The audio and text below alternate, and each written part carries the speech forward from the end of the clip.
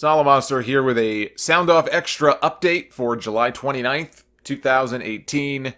And it is a sad one. 4 separate wrestling-related deaths today alone to report, including WWE Hall of Famer Nikolai Volkoff, Grandmaster Sexay Brian Christopher, Brickhouse Brown, and a gentleman by the name of Tracy Cadell, the father of Trevor Cadell, who wrestles in Impact and other promotions as Trevor Lee. His father co-founded a promotion with Matt Hardy many years ago that would go on to become Omega, where the Hardys got their start. So that's too much death for one day, unfortunately. But we'll start here with Brian Christopher, or Brian Lawler, I guess is his real name. Although Christopher, I think Christopher is his middle name. It wasn't just a gimmick name he used in WWE. I believe his full name is Brian Christopher Lawler.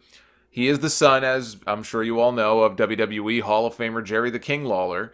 And as I am recording this, there are still some conflicting reports about his status. But the one consistency between them is that none of the updates that is, are good. Now, there are many updates now saying that he has in fact passed away. There are other reports that claim he is technically alive, but the situation is such that he is not expected to make it, and family members are being gathered to say their goodbyes, and he may be on life support. I would love to be wrong about this and find out that in fact things aren't so horrible as they sound, and that he makes some sort of miraculous recovery, but that does not look likely right now. He just had another run-in with the law this month, one of many that he's had over the years. He was arrested a few weeks ago for DUI and evading police. He was still in jail when the guards, I guess, came to his cell or walked by his cell and noticed that he had tried to hang himself. And they transported him to the hospital where he is or was, as I mentioned, on life support. So suicide is the cause. And that is a horrible, horrible way for somebody's life to end. I don't care if you're 46 years old like Brian Christopher was or 66 years old. It doesn't matter. That is a terrible thing. That was his second arrest just this summer. Last month, he was arrested for failing to pay an $800 hotel bill.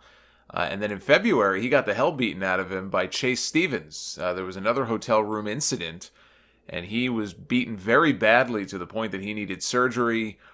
Stevens used to be one half of the Naturals in TNA, if that name rings a bell to anyone. So he's had his fair share of incidents this year alone, unfortunately. He got his start in the USWA in the late 80s. Of course, his father was this legendary figure in that territory down there, although he was never acknowledged as being Jerry Lawler's son. And that was by design. And even when he came to WWE in 97, right? 97, 98, he did do some stuff with his father, and they even did some tag team matches together. They wrestled Al Snow and a mannequin head at the King of the Ring in 99 as one example. But even then, they were it was tongue-in-cheek how Lawler would never admit to the fact that Christopher was his son, and Jim Ross would call him out on it on commentary and that sort of thing. But not as like a gimmick or a gag. It just was never something that was brought up throughout all those years that he was wrestling in that territory. As much of a star as he became a star. He became something in wrestling independently of his father. And, he didn't sort of piggyback off of his father or enter the business using the Lawler name, and kind of, a lot of people come into the wrestling business second, third generation who fit that bill, and it's tough sometimes, to live up to the legacy of their father or their grandfather or what have you. I think someone like Curtis Axel, for example, when he first came in, had some tough shoes to fill because everybody knew it's Mr. Perfect's son. And so you kind of compare the two, fairly or unfairly. And so they avoided that. And he made a name for himself in wrestling. Not as the son of Jerry Lawler, but as Brian Christopher. And Jerry Lawler himself acknowledged this. He did a shoot interview. I don't recall who it was with, but this is going back a few years. And I remember listening to it, and I went a little while ago and actually found the clip that I had remembered. And he did this shoot interview talking about the relationship that he had or didn't have with his son. And basically what happened is Jerry divorced Brian's mother when Brian was about 7 years old. And he admits, Lawler does, I wasn't a very good husband, and I wasn't a very good father. And Brian went to go live with his mother in Memphis. Lawler at the time was living in Nashville, so they were living apart. And he didn't get to see Brian all that often. And it was very telling in this interview that Lawler did, all these years ago, that he said the relationship that he has today with Brian Christopher is not your typical father-son relationship. He doesn't look at it as father-son. It's more like two friends or two wrestlers, two acquaintances in the wrestling business. The most time that he spent with Brian was when Brian got into the wrestling business, and it was just like he was one of the boys. It wasn't a matter of, it's my son. He was just another wrestler. And he admits that, he in this interview took responsibility for that and said, look, I admit, this is shortcomings I had, and I'm not proud of it, but this is the relationship that I have with my son. It's not your typical father-son relationship. And so anyway, Brian came to WWE in 1997 as part of its new light heavyweight division, which was a take on WCW's cruiserweight division and was never nearly as popular. It was never nearly as successful as the cruiserweight division was. But little trivia note, this was technically not his WWE debut in 97 when he came in. His actual WWE debut took place way back in 1993. Of all places in Madison Square Garden, it was a house show. He had one match against Superfly Jimmy Snuka. You can imagine who won. Obviously, Snuka won. And that was it. Kind of a random thing. Now, at the time, WWE had a working relationship with the USWA. They even ran some angles at that time. They would send some WWE talent, and big talent, too. Bret Hart. Bret Hart was a huge babyface on WWE television at the time. He went down there basically portrayed a heel. He and Owen together, they went down there making fun of all the people down there, calling them hicks. Vince McMahon himself played heel. The early incarnation of Mr. McMahon. Mr. McMahon didn't show up in 1997. Mr. McMahon, that character, you see the shades of it if you watch some of those old Memphis promos from 93, which are probably still up on YouTube. So there was that working relationship at that time, and I'm sure that's why, they brought Brian in to do the one odd match at MSG. But technically, that was his debut. But anyway, he came in 97, like I said, doing the light heavyweight stuff, and it didn't do much. Again, he worked a little bit with his father in terms of the tongue-in-cheek stuff. They did some tag team matches, and the thing, honestly, that I remember the most, and it's a horrible thing to remember, but he had a bit of a feud, Brian did, with Scott Putski, Ivan Putski's son. This big jacked up kid came in to be part of the cruiserweight division, the light heavyweight division. And they had a match at one of the pay-per-views that year, Ground Zero, the September pay-per-view in 1997, which actually had the first Shawn Michaels Undertaker match. And they were on the undercard. Match could not have gone more than 2 or 3 minutes. And I believe, if I'm remembering this correctly, I think Putski, I want to say, was outside the ring, and Christopher did a dive out onto him. And in doing so, Putski's legs sort of gave out from underneath him, and he dislocated his kneecap. Now, maybe I have that wrong, and Putski was the one who did the dive and hurt his leg on the way down, but I think it was the other way around. Anyway, gruesome injury. Dislocated his knee, and that was it for Putski's WWE career. He still wrestled after that, but not for WWE. And so after that, it wasn't long after that, I think Christopher linked up with Scotty 2 Hotty. Originally, they were Too Much. Too Much eventually morphed into Too Cool, and that eventually morphed into the act with Rikishi, which turned them into babyfaces.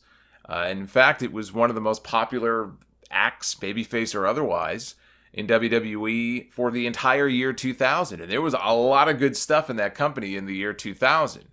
And in fact, Brian Christopher is actually part of one of my all-time favorite Raw matches that year. It's that, and I've talked about this many times on the podcast, that big 10-man tag on Raw in Dallas in February of 2000 that had Scotty and Brian and Rikishi, Cactus Jack, and The Rock against Triple H, X-Pac, and some of the Radicals. I think Benoit, Malenko, and Saturn. And he was a big part of that match. So they were firing on all cylinders. That was the peak of his run that year.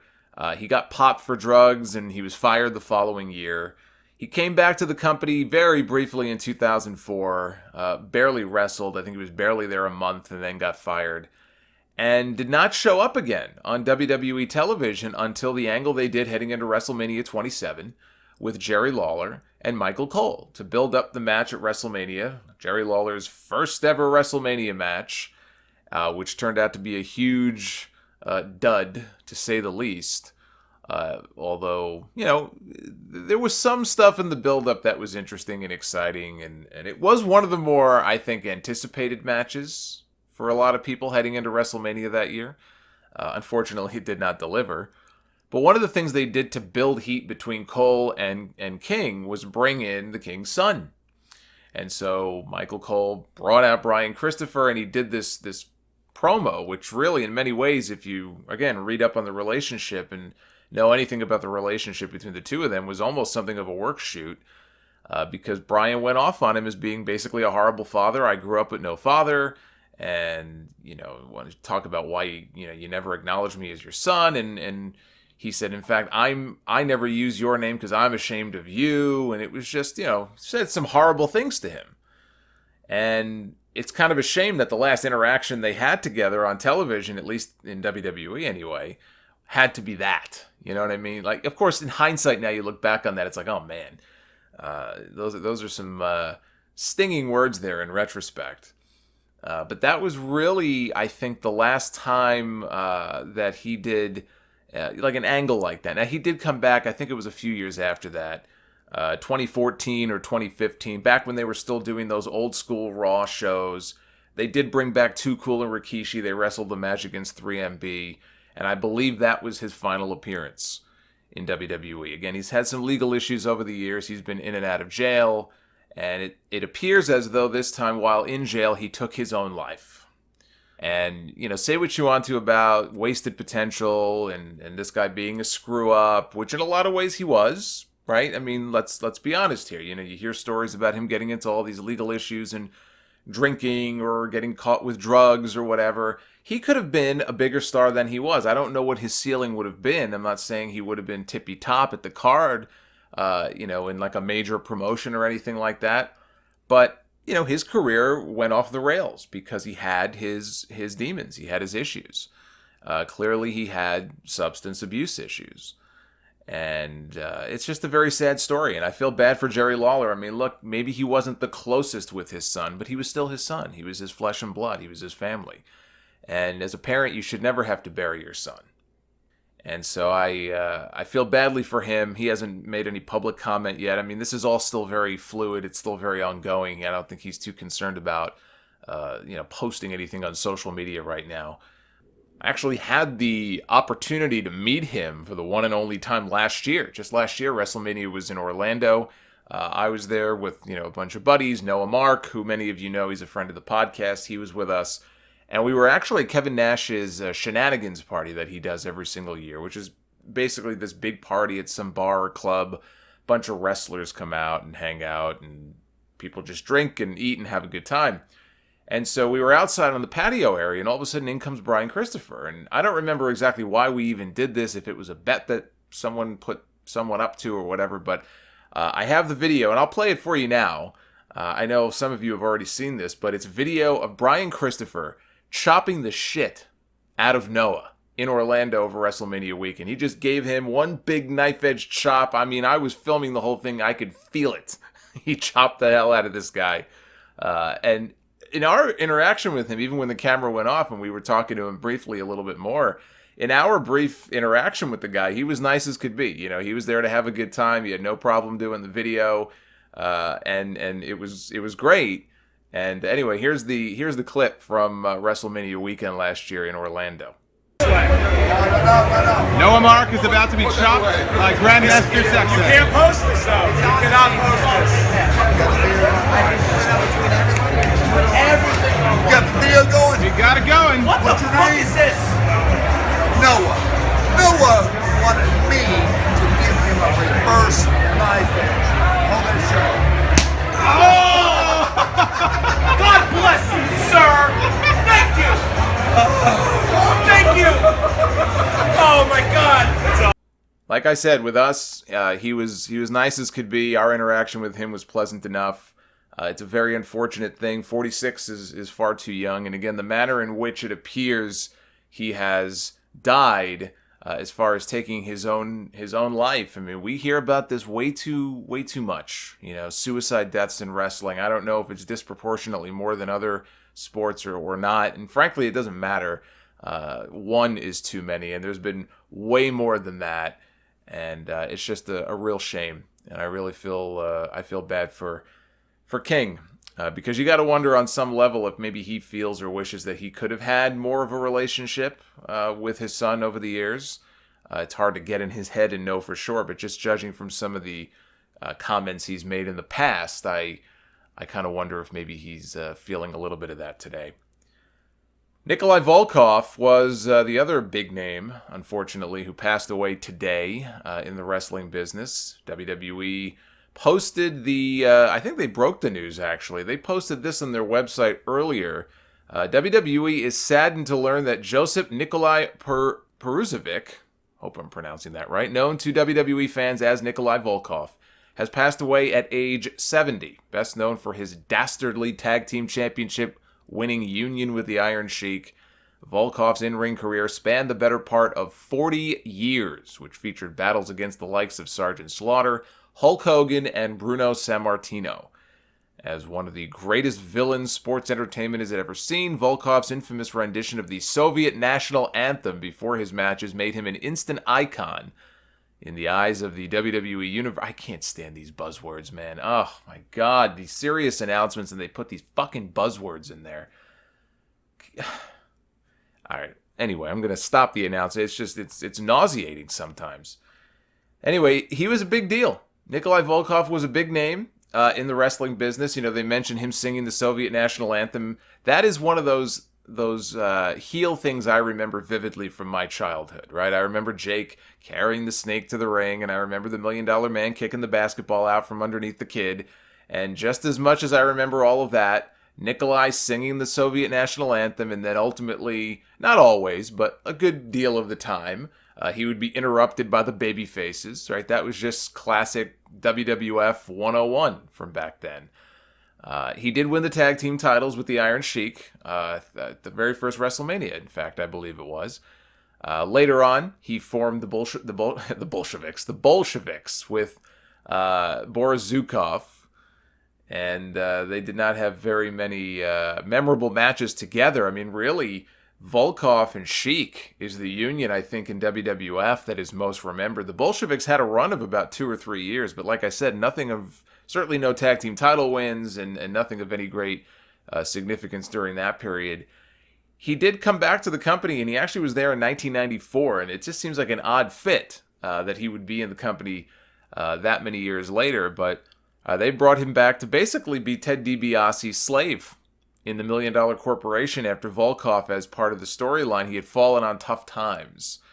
So this was basically Shawn Michaels' JBL, that whole storyline, before Shawn Michaels' JBL even did it. And I can remember DiBiase used to make him wear this like vest or shirt that had a cent sign on it as opposed to a dollar sign.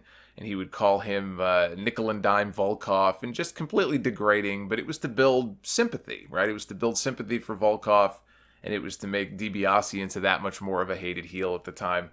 And that really was the last, I guess, quote-unquote run he had with the company. Actually, in 94, I met Volkoff as well. I was talking about Brian Christopher a little while ago, but he's another person, is Nikolai Volkoff, that I had the pleasure of meeting in 94. When he came back for that run, that was the year that WWF had the very first fan festival. Now, of course, it's fan access, and it's far bigger than it was back then.